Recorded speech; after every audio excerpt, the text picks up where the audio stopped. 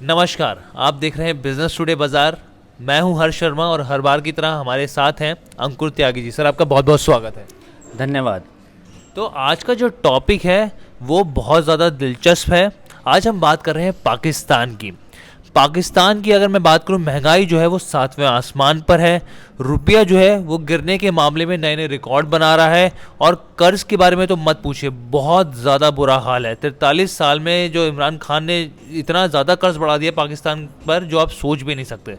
तो इसी पर हम लोग ये खास चर्चा कर रहे हैं। सर, सबसे पहला मेरा सवाल आपसे रहेगा कि आखिर पाकिस्तान में महंगाई का लेवल क्या है इस समय?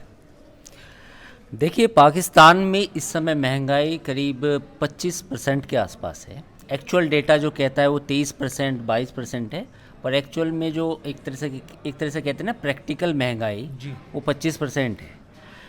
और आपको मैं एक बता देता हूँ कि आटे, चीनी और घी के दाम कम से कम 40 से 50% महंगे हो चुके हैं। और चीनी जो है करीब 90 रुपये किलोग्राम मिल रही है पाकिस्तान में। जी। घी की कीमत करीब 400 रुपये किलो है। अच्छा। गेहूं के जो आटा है उसकी कीमत 70 रुपये किलो है। जी। तो ये समझिए कि पाकिस्तान में महंगाई का बुरा हाल है।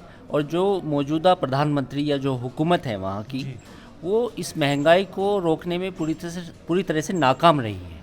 और इससे पहले जो इमरान खान की हुकूमत थी, वो कहीं ना कहीं उस पर यही इल्ज़ाम लगता था कि वो महंगाई को कम नहीं कर पा रही।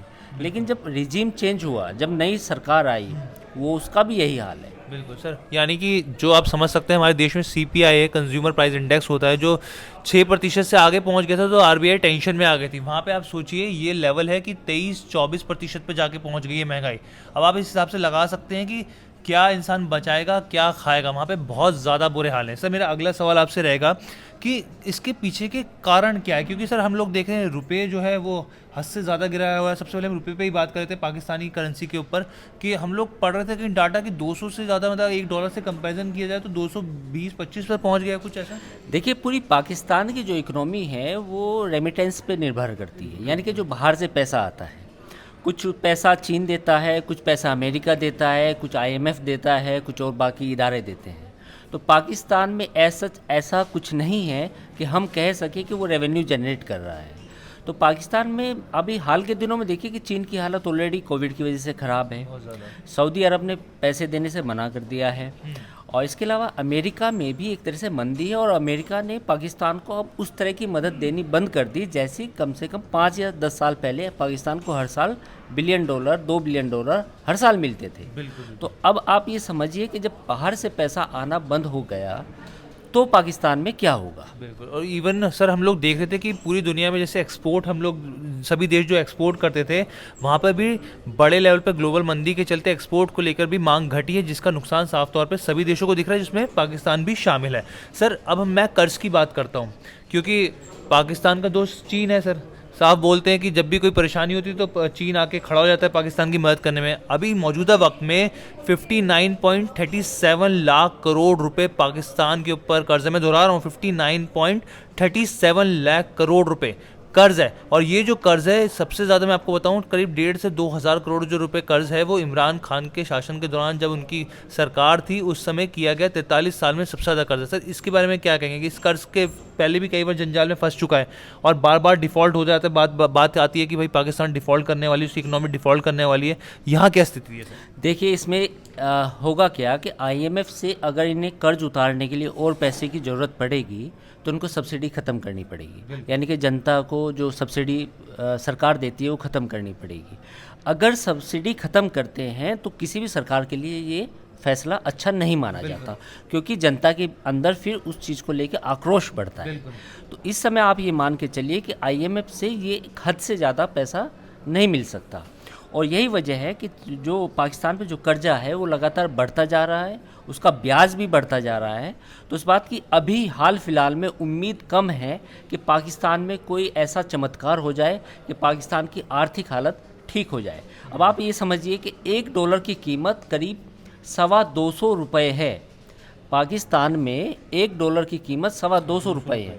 अब ये समझिए कि जब इतना जो पाकिस्तानी रुपया है उसका जो डीवैल्यूएशन हो इतना गिर चुका है वो, तो आप समझिए कि इकोनॉमी कहाँ होगी। इकोनॉमी बिल्कुल धरातल पर है।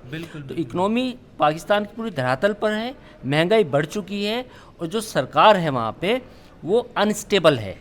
वहाँ पे सरकार के अंदर स्टेबिलिटी नहीं है। बिल्कुल, ये सबसे बड़ी वजह है सर पाकिस्तान में, क्योंकि हम लोग देख रहे हैं लगातार जैसे कि पाकिस्तान पीटीआई पार्टी इमरान खान की आई, उम्मीद की जा रही थी कि वो महंगाई के मोर्चे पे कुछ राहत लेकर आएगी। और ऊपर से सबसे बड़ी बात यही है कि सब्सिडी सरकार करे तो करे क्या। देखिए रुपया कौन से आसमान पे, सातवें महंगाई 7वें आसमान पर है, वहाँ पर आपको कैसे सब्सिडी देगी जनता को सरकार। अच्छा सर, इसके पीछे के कुछ और कारण आपको लगते नजर आते हैं कि क्या क्या कारण है पाकिस्तान की इस बुरी हालत अर्थव्यवस्था की बुरी वजह के पीछे?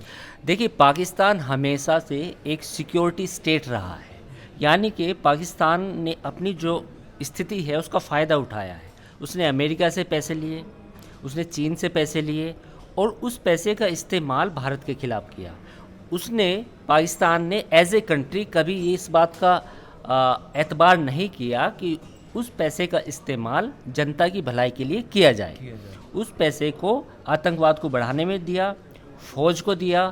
फ़ौज वहाँ जो एक तरह से समझिए कि जो सरकारी खर्चा है उसमें सबसे ज़्यादा हिस्सेदारी फ़ौज की है, उसको दिया। तो अब जब आप अपनी इकोनॉमी को आगे नहीं बढ़ाओगे तो अगले 10 साल 5 साल बाद ऐसी स्थिति का आना लाजमी है कि जब आपके सामने ये स्थिति आ जाए कि भाई अब हमें करना है तो क्या करना है। बिल्कुल बिल्कुल। और इवन हमने देखा भी कि देश के प्रधानमंत्री नरेंद्र दामोदर दास मोदी ने भी साफ तौर पे ये कहा कि पाकिस्तान को इस पर ध्यान देना चाहिए कि टेक्नोलॉजी में कैसे आगे बढ़े, अपनी अर्थव्यवस्था को कैसे आगे बढ़ाए, ना कि इस बारे में सोचना चाहिए कि भाई कैसे जो टेररिस्ट हैं, आतंकवादी, उनको भारत के सीमा के अंदर कैसे दाखिल कराया जाए। कई बार प्रधानमंत्री ने मंच पर कई बार इस चीज़ को बोला है।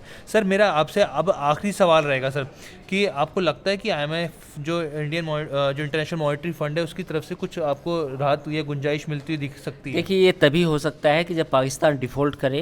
पाकिस्तान के डिफ़ॉल्ट करने की सूरत में सऊदी अरेबिया, अमेरिका, IMF मिल के फिर पाकिस्तान को कुछ सस्ता कर्जा दे सकते हैं। लेकिन अभी हालात ऐसे नहीं हैं कि IMF या बाकी जो दुनिया की जो संस्थाएं हैं वो पाकिस्तान को कर्जा देंगी। यानी कर्ज के ऊपर एक और कर्ज और ब्याज के ऊपर और ब्याज। जी। तो कैसी लगी आपको ये चर्चा, आप हमें ज़रूर कमेंट करके बताइएगा। और हर बार की तरह आपसे गुजारिश है कि चैनल को सब्सक्राइब करना मत भूलिएगा, क्योंकि हम जो भी कंटेंट आपके लिए लाते हैं वो काफ़ी ज़्यादा मेहनत रिसर्च करने के बाद लाते हैं। बहुत बहुत धन्यवाद। Thank you.